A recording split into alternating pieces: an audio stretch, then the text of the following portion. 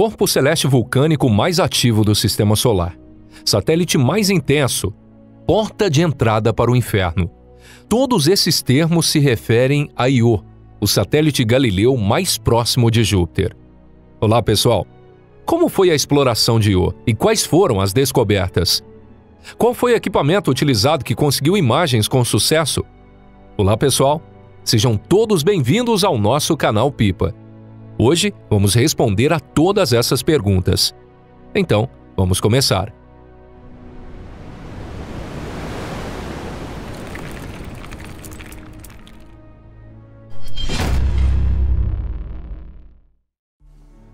O mais próximo e o mais ativo. Io foi descoberta em 1610 por Galileu Galilei, juntamente com as outras luas de Júpiter, a Europa, Ganimedes e Calisto, sendo denominadas de satélites galileanos. Na verdade, não foi Galileu quem criou o nome Io, mas Simon Marius, um astrônomo famoso que viveu na mesma época.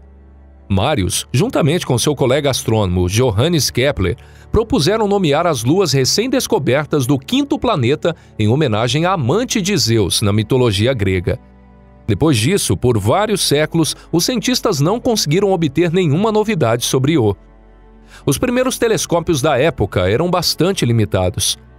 Foi então entre os séculos 19 e 20 que finalmente começaram as pesquisas sobre Io, o satélite Galileu mais próximo de Júpiter. Io tem um raio de cerca de 1.810 quilômetros, sendo um pouco maior que Europa e muito menor que Calisto e Ganimedes. Io também tem uma superfície de aproximadamente 42 milhões de metros quadrados, que equivale a toda a área das Américas. Io nunca se afasta a mais de 423 mil quilômetros de Júpiter, por isso sempre está voltado para o mesmo lado de Júpiter e orbita Júpiter em 42 horas e 28 minutos. O tempo de duração da sua rotação é o mesmo. Io é o mais próximo dos satélites luas galileanos de Júpiter, mas não dentre todos os corpos satélites de Júpiter. Em 1892 foi descoberta uma lua chamada Amalteia, que estava mais próxima de Júpiter do que Io. Hoje, é sabido que há pelo menos 4 objetos que estão mais próximos de Júpiter do que Io. Além de Amalteia, foram descobertos pela Voyager 1 em 1979, Metis, Adrasteia e Thebe. Em meados do século XX foi apontado que provavelmente Io já passava por uma atividade vulcânica muito forte. Não foi possível confirmar se essa hipótese é realmente correta. Mas com base nos fenômenos individuais observados pelos astrônomos, essa seria a única explicação possível. Por exemplo, o gelo de água é abundante em muitos satélites galileanos, mas isso não acontece em Io. Contrariamente, Io é rico em enxofre e cloreto de sódio, o que só pode ser resultado de uma erupção vulcânica. Io também possui uma aparência como se houvessem manchas na superfície. Há uma grande diferença entre a região polar marrom avermelhada e a região equatorial amarelada. Isso levou até alguns astrônomos a especularem que Io não existia, acreditando existir 2 satélites de cores diferentes. Na verdade, neste satélite, aparentemente, ocorrem várias atividades vulcânicas em algumas regiões. E o responsável disso é Júpiter. A forte gravidade de Júpiter influencia e altera o interior de Io.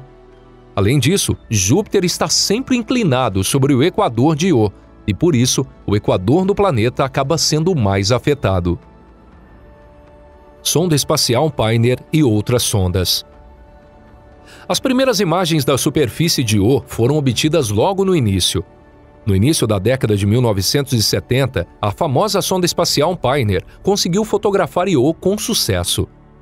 Em 3 de dezembro de 1973, a Pioneer 10 sobrevoou próxima de Io. No entanto, as imagens obtidas por essa sonda não ficaram muito boas. Mas foi descoberto também que o primeiro satélite galileano de Júpiter, o Io, assim como o segundo satélite galileano Europa, emitem fortes radiações. Isso ocorre porque o quinto planeta tem um campo magnético muito forte. Se um humano usasse um traje especial comum, sem medidas especiais de proteção, imediatamente sofreria de síndrome aguda da radiação. Essa radiação também foi um dos motivos que ocasionou a má qualidade das imagens, pois danificou o equipamento. Um ano depois, em 2 de dezembro de 1974, a Pioneer 11 chegou a Io. Felizmente, como os cientistas já sabiam dos problemas da radiação, já estavam preparados para isso. Graças a isso, foi possível fotografar as regiões polares de Io em alta qualidade. Além disso, pelas imagens foi possível também confirmar a existência de uma atmosfera bem fina. A atmosfera de Io não é completa. Por isso, os cientistas dizem que há vestígios. Mas essa atmosfera foi identificada. Os astrônomos classificaram como mais uma evidência da ocorrência de atividade vulcânica em Io. Essa atmosfera incompleta é formada por vulcões que liberam gás e poeira no espaço. A existência de vulcões em Io foi confirmada pela sonda espacial Voyager, que analisou esse satélite em seguida. A Voyager 1 passou por Io em 5 de março de 1979. As imagens enviadas pela Voyager mostraram claramente a nova superfície. Quase não foram encontradas crateras de impacto, mas, por outro lado, identificaram crateras vulcânicas. Os cientistas também notaram que haviam pelo menos 9 plumas vulcânicas saindo da superfície de Io. Não era possível imaginar outra coisa senão a ocorrência de erupções. A Voyager 2 passou bem longe de Io, mas conseguiu capturar imagens bastante interessantes. As imagens mostravam claramente as mudanças dos acidentes geográficos desse satélite. Dos 9 vulcões que foram descobertos, verificou-se que 7 ainda estão ativos. A próxima sonda espacial a se aproximar de Io foi o Galileu. Isso foi em meados da década de 1990. Graças ao Galileu, foi possível identificar a superfície de Io, montanhas, lagos sulfurosos, falhas geológicas, rios, etc. As sondas Juno e New Horizons também contribuíram nas pesquisas de Io. Hoje, Io é um dos satélites mais estudados do Sistema Solar, juntamente com a nossa Lua e o satélite de Saturno, o Titã. Atualmente existe um projeto para uma pesquisa destacada e aprofundada de Io, mas apesar disso, essa pesquisa ainda está longe de acontecer. O que se descobriu? O fato mais importante descoberto até agora é que Io é um corpo celeste surpreendentemente ativo. E isso, obviamente, é devido à extrema força de gravidade de Júpiter. O quinto planeta, Júpiter, não apenas revira o interior de Io, mas literalmente deixa-o de cabeça para baixo, constantemente, fazendo jorrar rios de enxofre ardente na superfície. Então, por que as luas mais próximas de Júpiter não se tornaram os corpos mais vulcânicos do Sistema Solar? E a resposta é simples, pois os outros satélites são muito pequenos. Quanto menor o corpo celeste, mais difícil é a progressão nas subdivisões internas, esfriando-se mais rapidamente. Explicando de forma simples, a Malteia e outros satélites nada mais são do que rochas homogêneas, sem manto e sem capacidade de erupção. Por outro lado, Io é cercado por nuvens de elementos vulcânicos como enxofre, potássio, sódio e oxigênio. Uma pluma vulcânica com o mesmo componente acompanha a órbita de Io, como se estivesse o seguindo.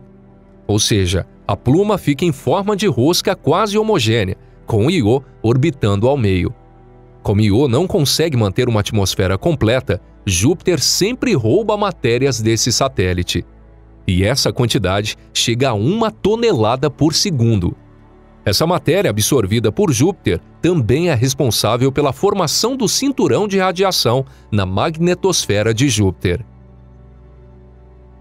E assim chegamos ao final de mais um vídeo aqui do nosso canal. Obrigado por assistir até o final. Agora a gente vai fazer um pequeno resumo do que nós falamos até agora. Io, igualmente aos outros grandes corpos do Sistema Solar, nasceu há cerca de 4 bilhões e meio de anos. Mas devido à sua natureza agitada, é impressionante que ainda continue existindo. Por que será que o satélite Io não se evaporou e se despedaçou? Talvez a perda de material não seja tão grande agora e tenha sido ainda menor no passado. Mas há grandes chances de isso acontecer nos próximos bilhões de anos. Pode ser que nossos descendentes, inclusive de outras galáxias, criem um vídeo sobre esse tema e postem nesse canal, não é?